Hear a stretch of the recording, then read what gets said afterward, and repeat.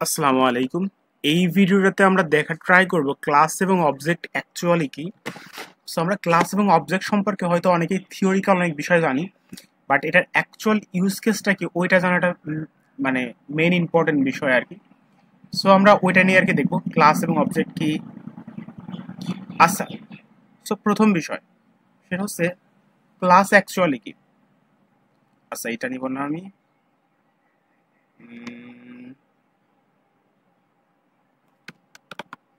So এখান থেকে এটা সিলেক্ট করব।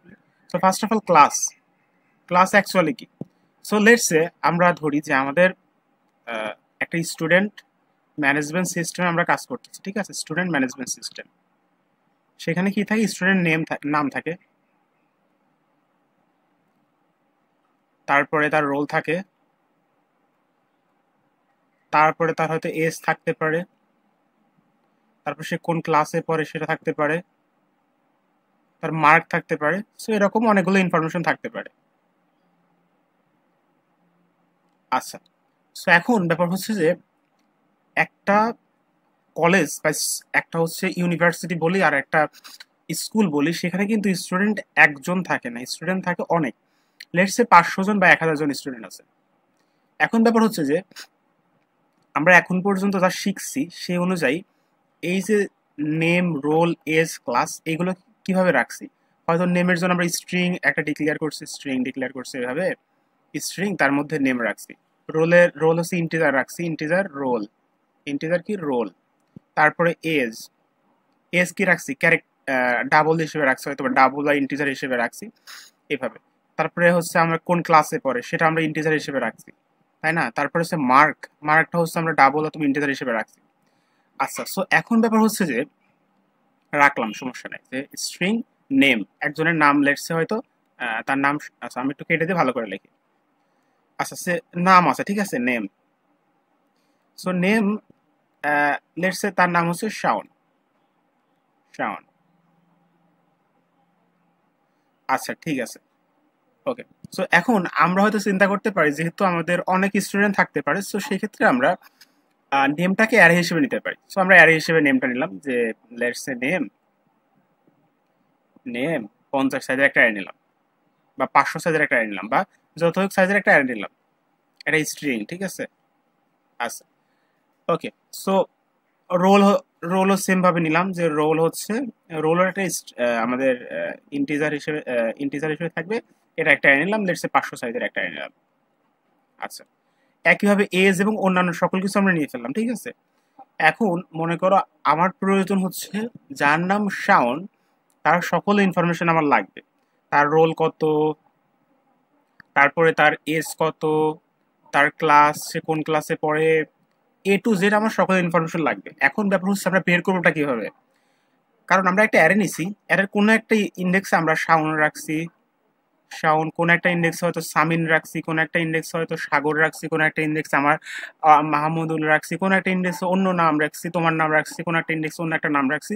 সেরকম 500টা ইন্ডেক্সে আমরা বিভিন্ন নাম রাখছি। তারপরে বিভিন্ন ইন্ডেক্সে রোল রাখছি, কার রোল রাখছি আমরা জানি না, বাট রোলটা রাখছি। সো অ্যাকচুয়ালি যখন আমরা একজনই ইনফরমেশন চাচ্ছি তখন কিন্তু এভাবে মানে বের করা পসিবল হচ্ছে না যে অ্যাকচুয়ালি কার কোন ইনফরমেশনটা। সো যদি আমরা এই কাজটা এভাবে করতাম, যে একটা একটা ভ্যারিয়েবল থাকতো যার নামই থাকতো শাওন, এবং তার আন্ডারে অনেকগুলো ইনফরমেশন থাকতো, যেমন নেম, তার রোল, তারপর হচ্ছে তার কোন ক্লাসে পড়ে, তারপরে তার এজ কত, তারপর তার মার্ক কত। এই সবগুলো হচ্ছে একটা হচ্ছে একটা কি একটা একটা কিছুর আন্ডারে থাকবে। যেমন এই শাওনের আন্ডারে রয়েছে, এবং শাওনের নেমটা আমরা বের করতে পারবো, তার রোলটা বের করতে পারবো, তার ক্লাসটা। এবং যদি অন্য কোনো ইনফরমেশন আছে, যেমন লেটস সে সাগর, SAGOR, সাগরের ইনফরমেশন আসছে, ঠিক আছে। সেই ক্ষেত্রে কি করব, আমরা এখানে সবকিছু জমা রাখবো, সাগরের নাম রাখবো, সাগরের রোল রাখবো, তারপর সাগর কোন ক্লাসে পড়ে, তার মার্ক কত, তার CGPA কত, বা এইগুলো সবকিছু আমরা এক জায়গায় রাখবো। সো যদি এইটা করতে পারতাম তাহলে কিন্তু যখনই আমাকে বলবে সাগরের ইনফরমেশন দাও, তখন সাগরে আসবো, তার নেমটা আমরা প্রিন্ট করে দেবো, সাগর আসবো, তার ক্লাসটা প্রিন্ট করে দেবো। তাহলে কিন্তু আমরা খুব সহজে একটা গ্রুপ অফ ইনফরমেশন আমরা পেয়ে যাচ্ছি। সো ক্লাস হচ্ছে এই যে গ্রুপ অফ ইনফরমেশন তৈরি করার জন্য আমরা যে টেমপ্লেটটা লিখলাম না, এটা হচ্ছে এক একটা হচ্ছে ক্লাস, এটা হচ্ছে একটা ক্লাস, ঠিক আছে। ক্লাস হচ্ছে একটা গ্রুপ অফ ইনফরমেশনকে রাখার জন্য, মানে ব্যাপারটা আমরা একটু ক্লিয়ারলি বলি। আচ্ছা, যখন আমরা স্ট্রিং রাখতাম, স্ট্রিং স্ট্রিং এর মধ্যে রাখলাম হচ্ছে সাউন্ড, একটা ভ্যারিয়েবল নিলাম এর মধ্যে সাউন্ড রাখলাম, ঠিক আছে। আচ্ছা, সো এই ক্ষেত্রে শুধুমাত্র এর মধ্যে কিন্তু শুধুমাত্র একটা ইনফরমেশন রাখতে পারতেছি।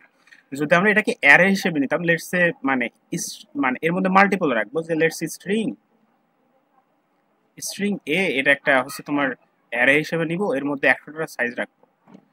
তার ভেতরেও কিন্তু শুধুমাত্র এই এ যে অ্যারেটা আছে এর মধ্যে শুধুমাত্র কিন্তু স্ট্রিং রাখতে পারতাম, আমরা কোনোভাবেই ইন্টিজার রাখতে পারতাম না। এবং আরেকটা প্রবলেম হচ্ছে এর মধ্যে কিন্তু শুধুমাত্র স্ট্রিং রাখা যাবে এবং শুধুমাত্র স্ট্রিং রাখা যাবে। যেমন যদি শাওন আসতো তাহলে শাওন রাখতাম প্রথম ইন্ডেক্সে, দ্বিতীয় ইন্ডেক্সে রাখতাম সাগর, তৃতীয় ইন্ডেক্সে আরেকজনের নাম, এভাবে কিন্তু 100টা ইনফরমেশন রাখতাম। কিন্তু আমরা এখানে তার রোল, তার হচ্ছে তার এজ, এইগুলো কিন্তু রাখতে পারতাম না, এবং আমরা এগুলো কিন্তু আইডেন্টিফাই করতে পারতাম না। তো যখন আমরা এমন কিছু তৈরি করব যার মধ্যে একসাথে বিভিন্ন টাইপের ইনফরমেশন রাখা যাবে, তখন সেটাকে আমরা ক্লাস হিসেবে ধরে নিতে পারি। যে আমরা একটা রাখবো স্ট্রিং, একটা রাখবো হচ্ছে তার ক্লাস, কোন ক্লাসে পড়ে, তার মানে যতগুলো ইনফরমেশন আমার দরকার সবগুলো যখন এক জায়গায় রাখবো, এবং একটা নির্দিষ্ট কোনো কিছুর মাধ্যমে যখন এইটাকে মানে এই ইনফরমেশন অ্যাক্সেস করা যাবে, তখন আমরা বলবো এটা একটা ক্লাসের মধ্যে আছে। এবং যার সাহায্যে আমরা হচ্ছে এই ইনফরমেশন গুলো গেট করতে পারতেছি, বের করতে পারতেছি, তাকে বলবো অবজেক্ট। সো অবজেক্ট অ্যাকচুয়ালি কিছুই না, অবজেক্ট হচ্ছে কি একটা ভ্যারিয়েবল। কেমন বলি, যে লেটস আমরা একটা স্ট্রিং ডিক্লেয়ার করছি, স্ট্রিং, আচ্ছা বানানটা ভুল গেছে, প্রবলেম নাই। সো স্ট্রিং এ রাখলাম, এখন এর মধ্যে রাখলাম হচ্ছে শাওয়ার,